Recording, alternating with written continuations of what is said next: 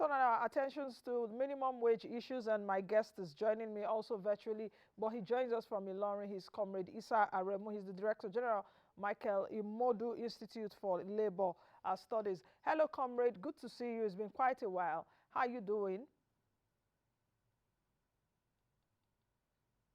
Very good job you are doing to promote knowledge. Comrade Issa Aremu, can you hear me? I can't hear you. Can you unmute yourself? Well, I thought I'm unmuted Okay, already. yes, I can hear you now. Welcome to the Are you show. hear me? Yes, I can hear you. Yeah, very well, Nancy. Good morning. And through you, good morning to all your global viewers. Good. And let me commend you for a good job you've been doing to promote knowledge about money market. And now you are even going to do so for labor market. Good morning. Thank you very much, Comrade. Let's get started. Just speak to me like in a few seconds about what you've been seeing, the frosty kind of relationship that we've started seeing concerning labor and this administration. I don't need to intimate you about what has happened since President Tinubu came into office. What do you think about labor's relations with the presidency?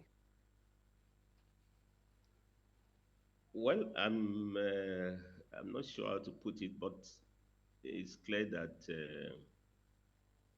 what we are witnessing is that more than ever before, labor has become an issue in national development.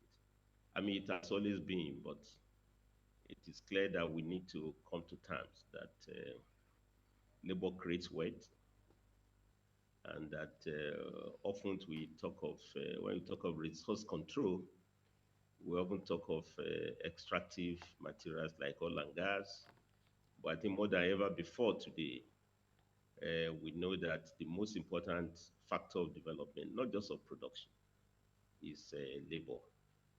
And the International Labour Organization has reaffirmed that point that labor is not a commodity, it's human. Labor needs to be well remunerated, labor must be well paid, labor reproduces more labor. So especially for the female labor, you need to pay them very well. You need to motivate them. And as we can see now that with the Japa syndrome, in which we have, resourceful humans, in medicine, education, they are leaving the country in droves. So I think the point I want to raise here is that what we are witnessing is quite heavy because I'm very sure the new administration of President Bola Tinubu has said so. Interestingly, he had the whole directorate dedicated to labor issues. He has said so that he will factor labor into his development agenda.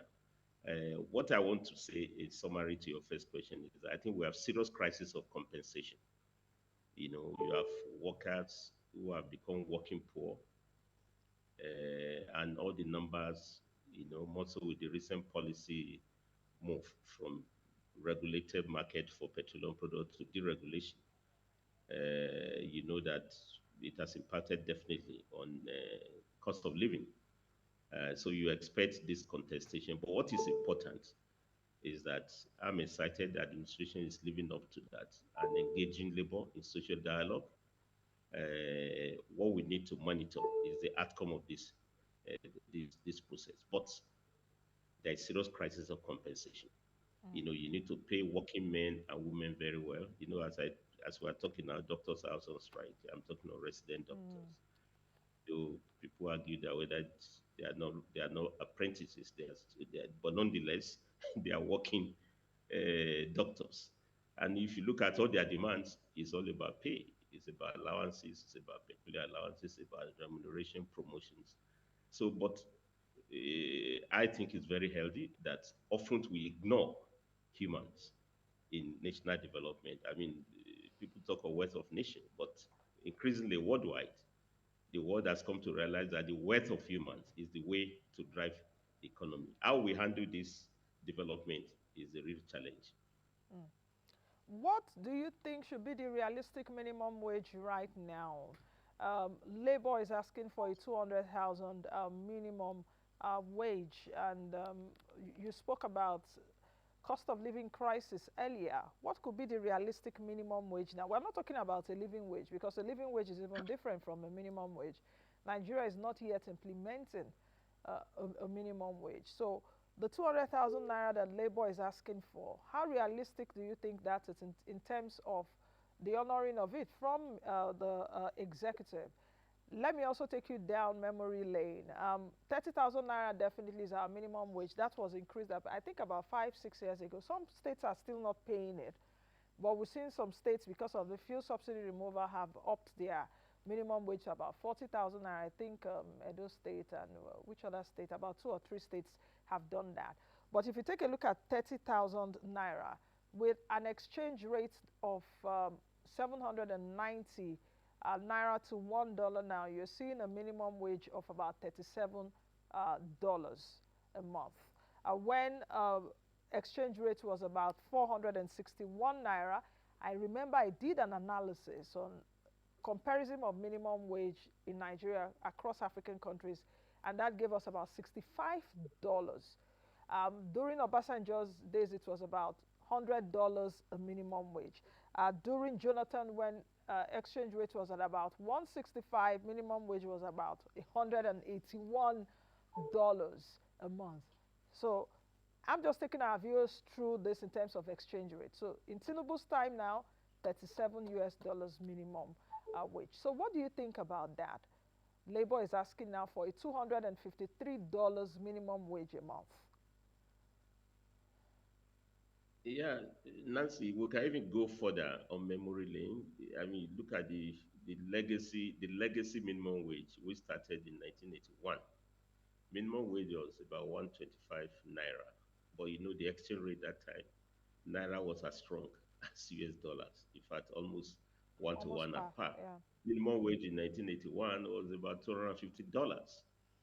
I mean, it's completely a scandal that 4 decades after, I mean, workers in the 80s and in real terms, that workers in 2023 Nigeria, I mean, you can't really drive productivity. While we're talking of collapse of wages, in the true sense of the word, whether minimum, as you said, we have not even, we are not talking at all of living wage. So I think there is the need for serious campaign or appreciation of the need for wage adequacy, because for now we are facing the challenges of wage inadequacy, in fact, collapse of wages. And often, I mean, you do a lot of coverage on business issues. We always talk of ease of doing business, but it's also time for us to factor as part of ease of doing business as ease of living, ease of working by the working men and women. And that must be driven in the market economy through salaries and wages, adequate remuneration. Now, you've done the analysis yourself. I mean, the Central Bank Monetary Policy Committee met on Monday, Tuesday, which you covered very well. And you could see the headline inflation, which is almost about 23%, 22.7 something percent. Of course, the key driver of this is also the food inflation, the cost of transportation. Now, those are the issues that we need to factor if we are determining the new minimum wage. And Nigeria has rich experience in this minimum wage determination.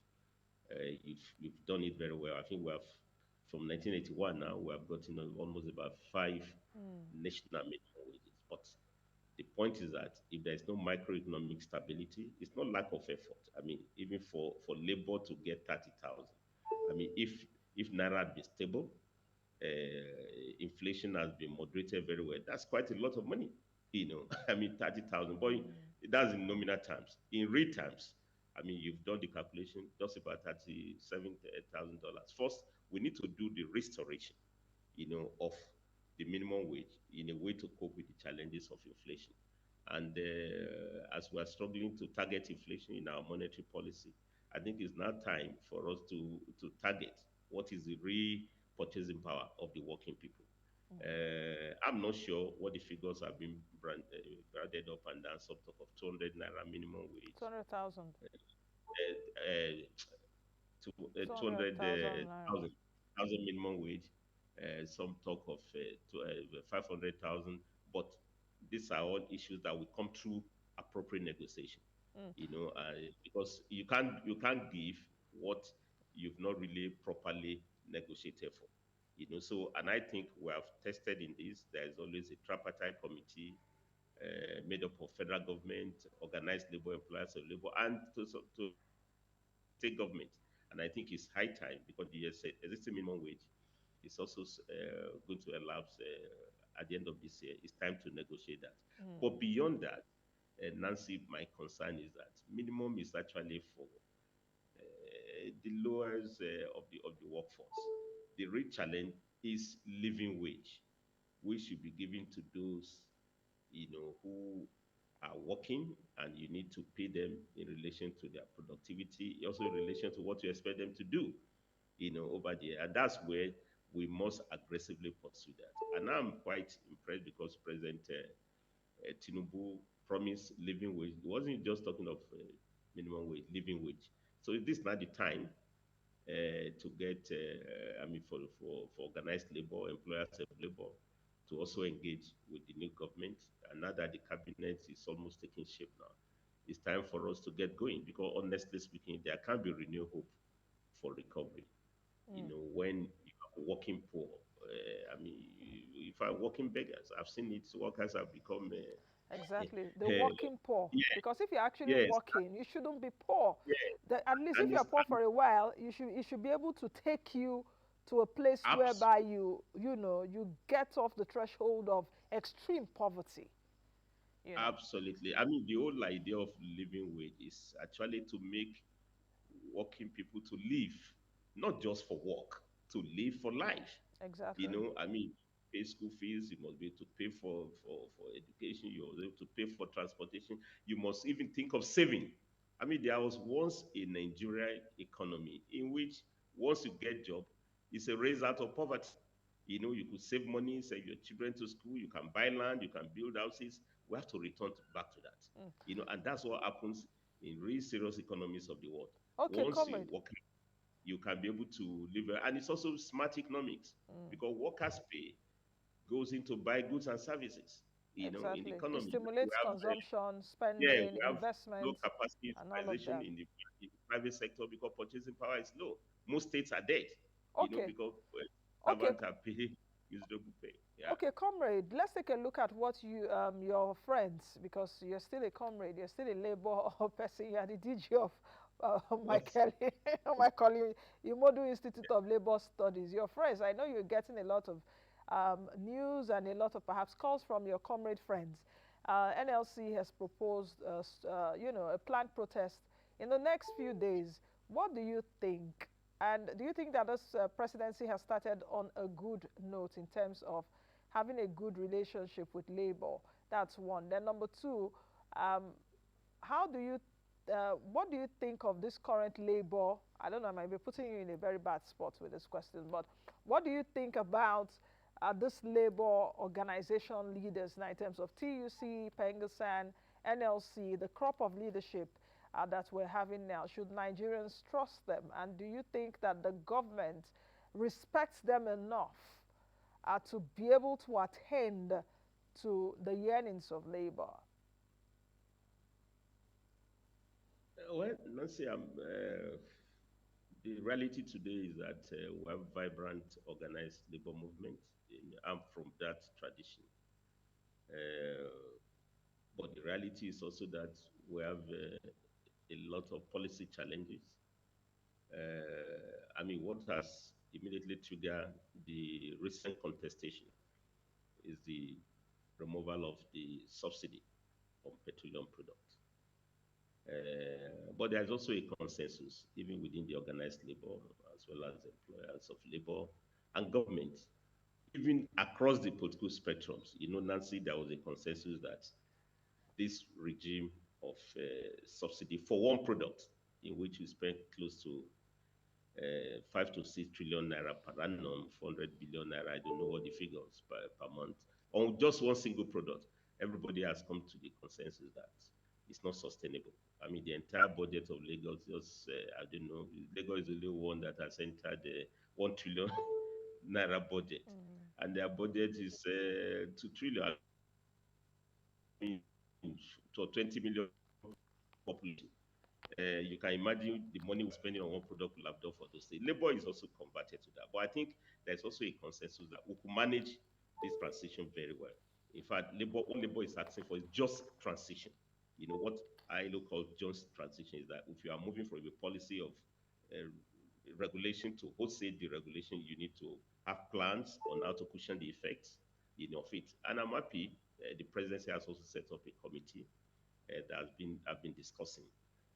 But the next level of organized labor now, which is also very, we shouldn't ignore it, is that we have to make sure that that committee discussion comes to certain conclusion fast. There should be lower hanging fruits of some of the policies that have to be rolled out. One of them will include what me and you are discussing. Let the committee on minimum wage get cracking, because that will be the sustainable way in which workers can survive if you jack up their pay. But there should also be need for, whether you call it intervention, you call it palliative. We're in a market economy. Nancy, you have to pay for tomato. You have to pay for transport. That's gone up. So it's time to do some transfer of resources to the working people. And I'm happy some state governments are already moving in that direction. I know of Ogun State, or even the Kwara State here, that's announced 10,000 naira direct transfer to all workers, and anyway, with proviso that will be paid as for until the new minimum wage is put in place. So what is taking place at the state level must also take place at the federal level. And I think the earlier we resolve this through social dialogue. I don't think a threat on the part of government will help, nor on the part of the labor. Because we're going to have new round of protests, grounding the economy that is already grounded on account of high prices. I don't think that will help. The solution is constant dialogue to have a concrete agreement. Okay, Comrade, I think we'll leave it at that. I'll talk to you again sometime soon. Of course, the question really should be around strengthening the Naira, strengthening the capacity of Nigeria as an economy. How much can the Naira buy? For a Kwara State or other states that have added 10,000 Naira to their workforce, what will a 10,000 Naira really do for a household? And Nigerians are seeing that these are the set of people that go out with long convoys. A governor has a security vote every month of billions of Naira. So, it's like the president has said, let the poor breathe. The Senate president is being insensitive by saying, oh, let the poor breathe, and they are smiling in the National Assembly. This is not really a time to smile. This is a time to pull up their sleeves and their agbada, or take it off entirely to work for the Nigerian people, because the economy, if care is not taken, is heading on a downward trend unless concrete actions are be taken. Many thanks to you, Comrade, for joining me today. As you said, Nancy, let the nation breathe. Let the nation breathe, let us breathe. Microeconomic stability, and I'm happy you got it right. That's the way to go. Thank you very much, Comrade. Thank you. Thank you. All right, I've been speaking with Comrade Issa, who is the Director General of Michael Imodu Institute for Labor Studies in Ilorin. That's a wrap from us today. And this week, in fact, we were not on yesterday. I must thank our girls, Super Falcons. They made me, you needed to see the way I was shouting and dancing yesterday. Monday is another day. We wish them success. I'll see you all again next time. Be the best you can be and be the change that you want to see. I am Nancy Naji. Bye for now.